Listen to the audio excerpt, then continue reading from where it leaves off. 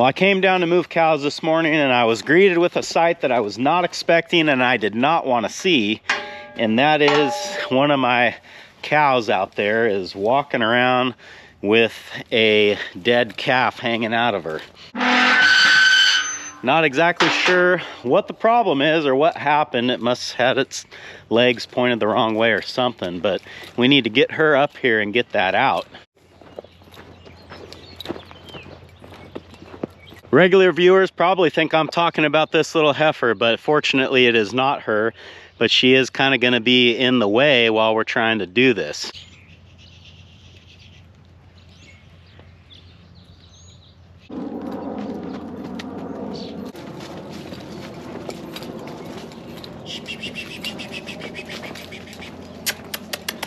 Hey. Pull up.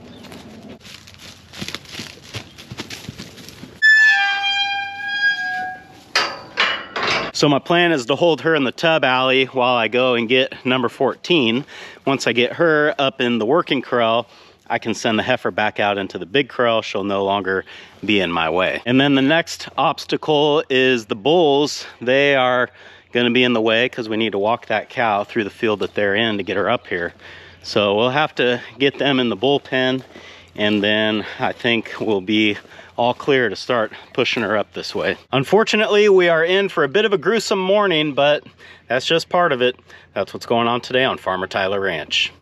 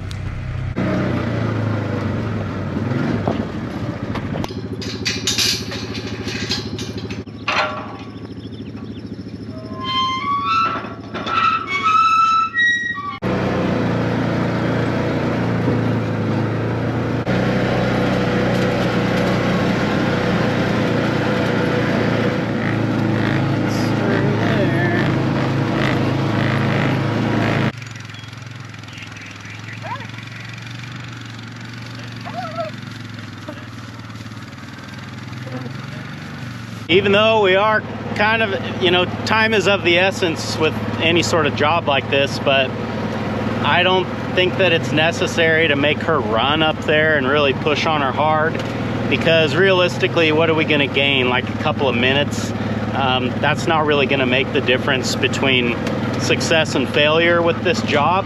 But by kind of letting her walk at her own pace and not pushing her too hard, we're just trying to minimize the stress as much as possible. She's already having a bad day. We don't need to make it worse. We got her in the big corral, which is awesome. I think the rest of this I can do on foot. Okay, I think we got gates all set and ready to go. Got my quiet paddle here, just because I feel like it's a little bit less stressful for them to use the quiet one as opposed to the rattle one. We'll just kind of move slow and easy. Just try to keep her as mellow as we can, knowing that that may or may not be possible.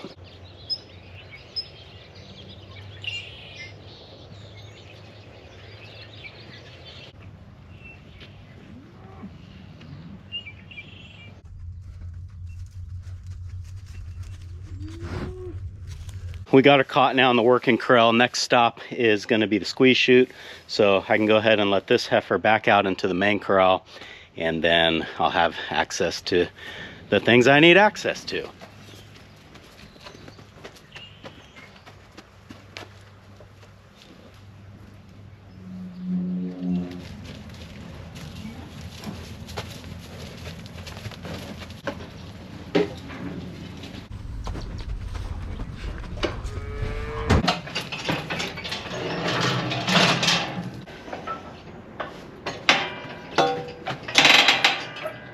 I'm going to put a pipe behind her. It's okay. So the pipe is really for my safety, but also so that when we do start pulling on her, all that force isn't just transferred to her neck. But, you know, obviously when we're pulling, we don't want her to be able to back up, especially when I'm standing right behind her. So I guess there's nothing left to do but to get to it.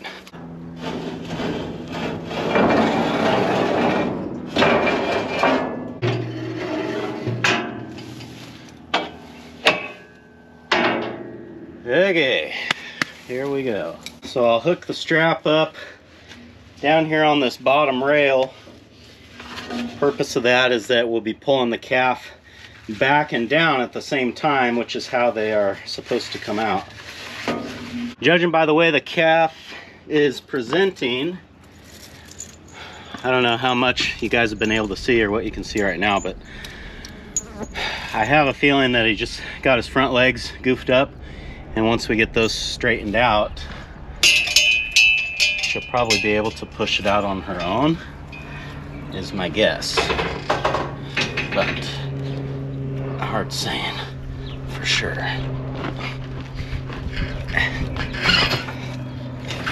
Hit him. Oh, honey, I know. I'm sorry. I know. Okay. There's a leg. There's a leg. If you can get that pointing the right way.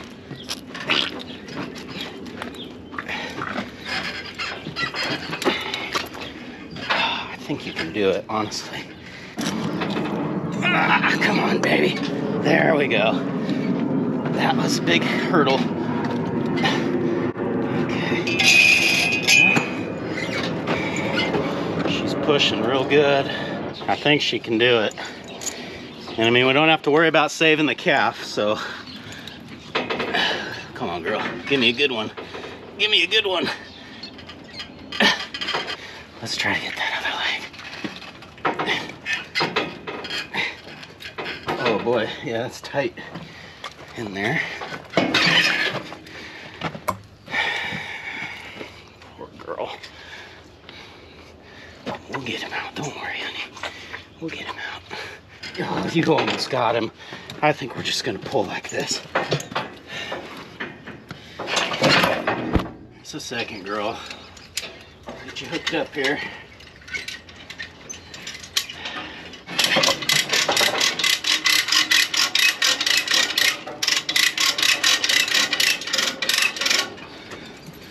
Okay, give me a good push. Give me a good push.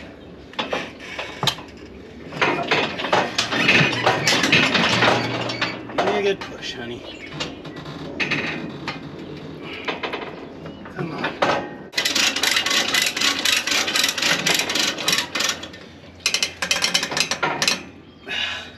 Just gotta get that shoulder. There. There, that's the hard part. That's the hard part, says me.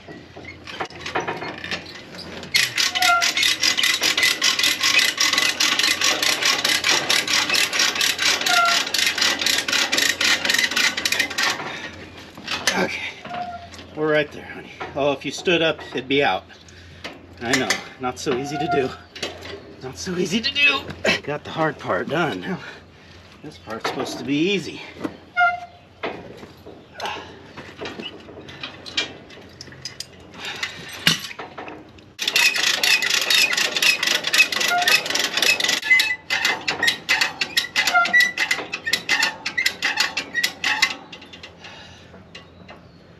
Come on, girl, push. Push it. There.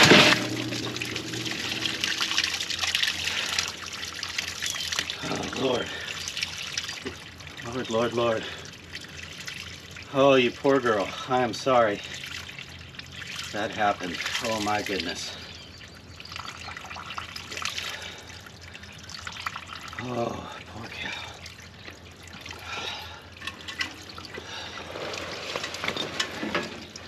It's over, girl. It's over. Oh my.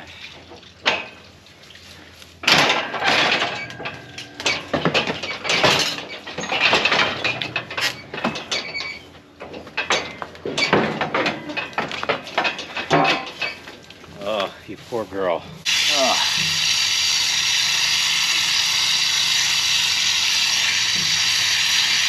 I'm gonna let her out into the big corral here.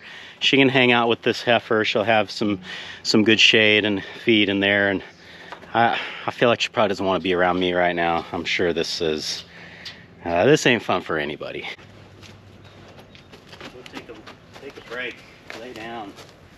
Well, she found a nice cool spot here in the shade to hang out and recover, which is good. And I think I'm just gonna leave her in the big corral here because it accomplishes two things. Not only does it let me keep a close eye on her, and I got to watch and make sure that she can clear this afterbirth on her own. If she doesn't do that by this time tomorrow, then I'll probably have to go in and help her do that as well. But also it gives a friend to the little heifer here. She doesn't like being up here by herself, so I think this is, for now, a good arrangement. Well, I'm certainly glad that that is over with, and I guess we talk a little bit about what happened. I mean, when I'm filming something like that, what I'll usually do, and what I did this time, is just set up 2 camera angles and then just do what needs to be done. And I don't really think about what I'm gonna say or what you're gonna see, so we can kind of do that now. The calf was big. There's no getting around that. I don't know what it weighs. I would say it's up around that, like 90 to 100 pounds. It's very good size. Be that as it may, I think that she could have delivered that on her own, but the problem is that instead of the calf being in the Superman position with both front hooves pointed out first, he was in more of like a, I don't know what position that would be, but his legs were back, and that's not how they're supposed to come out, so that's what caused him to get stuck. Once I was able to get my arm in there and get one leg pointing in the right direction, she just started pushing. I think she probably felt the pressure release and she thought that it was time to go. Ideally, I would have liked to get the other leg pulled out as well, but after I got the first leg going the right way and she started pushing, she made such good progress immediately that I thought, you know, she can probably do it. And it's really hard to reach in and push back on them when they're pushing back on you. So in the moment, I decided to just go ahead and pull with one leg out, although I will be the first one to admit it would have been better to get both legs pointed out. You can't always do things by the book. Sometimes you just got to react to the hand that you're dealt, and in the moment, that's just the decision that I made. Once the head and shoulders came out, usually that's the point where the whole calf just falls out, but what happened is that she ended up laying down and she was kind of pinching that pipe that I had behind her up on the calf, and it basically got stuck all over again. Now, I, in the moment, kind of wished that the pipe was not there because it would have been a lot easier to get the calf out, but I would still recommend to anyone that's pulling a calf that you probably better put that pipe there, because you really, like I said before, you don't want to be putting all that force on her neck while you're pulling. And, you know, heaven forbid she happens to pop her head out of that head holder, you could be in a lot of trouble if the pipe's not behind her. And with all that being said, another thing that I don't think I mentioned is that when you do have a pipe behind them and you have your arm in them, you want to be really careful, because if they decide to lay down or if they fall down while you have your arm in and that pipe is there, I can't think of a better way to break your arm. So I meant to say that, is that, you know, when I had my arms in her, I am always kind of on edge. If she starts to go down, I'm getting out of there as fast as I can. And that's, you know, something that you got to bear in mind. The main thing is we got the calf out, even though she kind of had it pinched on that pipe. Once that happened, I just kind of tightened up the come along a little bit more and waited. When I saw that she was pushing, I would really bear down and stand on that chain to help her, and by us kind of working together, that's how we got it done. And I guess that's another good thing to mention when using the come along as opposed to a calf puller, which everybody likes to tell me I need, is you don't want to get carried away with the come along. You don't want the come along to do all the work, because a come along has a lot more power than what is really necessary to do this. So the way that I use the come along is I kind of use the ratcheting mechanism to take all the slack out of the line and put a little bit of tension on it. and then I stand on the line balancing myself with the alleyway so that when she pushes, I can use my arms to kind of pull myself down on the line and give her that little extra bit of help. By doing things this way, it's gonna be a lot harder for me to like over pull her or hurt her by using the come along. And I feel that by using, you know, my strength and my weight to help her, it's a lot easier to not get carried away, I guess is what I'm trying to say. So now, the two questions that I'm almost sure to get in this video, the first one will be, why didn't I wear gloves? I don't really ever wear gloves for something like this because everything that I am touching is going to come out of the cow. So there's no risk of me like introducing bacteria or something like that because everything is getting expelled, and I just don't worry about it. I've never worn gloves to pull calves. My grandpa never wore gloves to pull calves, and we've never had any problems with it. And then the other question that I'm almost certain to get is, why didn't I call a vet? Why didn't I have a vet come out here to do it? And the simple reason is that if I was to call a vet to have them come out and do that, they would probably still not be here, and I'm already done. So, well, if I have to explain it to you further than that, then I don't think you're just gonna understand anyway. Well, as gruesome as this job has been this morning, I hope you at least found it entertaining or interesting or educational. And if you're somebody that's thinking about breeding cows or doing this for the first time, I hope it gives you a little glimpse of what you might be in for. Stuff like this is not really common, but obviously it can happen. So good to be prepared for these things and be able to deal with them when they do. Thanks for hanging out with me today, guys, and I hope I'll see you again on Farmer Tyler Ranch.